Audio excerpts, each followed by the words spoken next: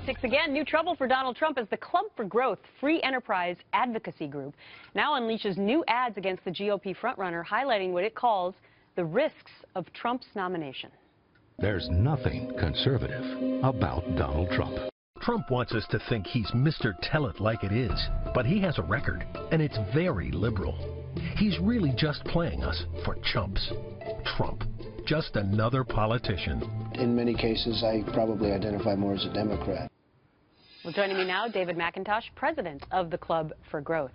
Great to have you on The Real Story. So some people are saying, look, we haven't really seen that many negative ads against Donald Trump. What's the real story from your point of view? Well, we started back in Iowa in the fall with the two of the ads that you were showing, and it essentially told people Donald Trump says he's a conservative, but his record shows he's really a liberal, and he's playing us for chumps. He's like the other politicians that say anything in order to get elected. Okay. He has come out against you because you've come out against him. And, you know, he's really said basically not good things about your organization. I don't know if you care or not.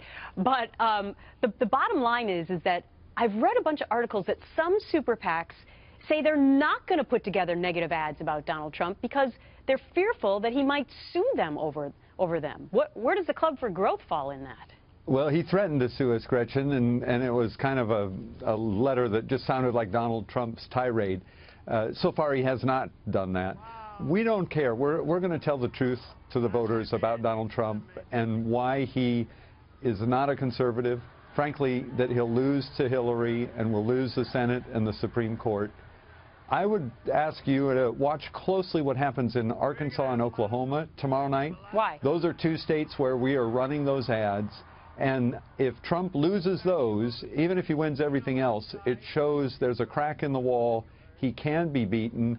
And the big prize comes up in a couple weeks in the winner-take-all states like Ohio and Florida. Okay, so back to the point about where have these ads been before. You submitted to us the money that you've spent on these ads, about $1 million in Iowa last fall, $1.5 million in South Carolina before the primary, $1 million right now in those two states you just talked about, Oklahoma, Arkansas, more to come ahead of 315. But some people say, look, there hasn't been enough and it's too little, too late. What do you say to that? Well, I realize we've got to tell people the story in Iowa where we ran that ad and he went from first place to second place. Carson came in the lead and then eventually Cruz. In South Carolina, it was a little late, and he went from a 20-point lead to a 10-point lead. And now watch Oklahoma and Arkansas. We're running the ad. It can be done, is the message I'm saying. And frankly, it has to be done for Republicans to have a chance to win next fall.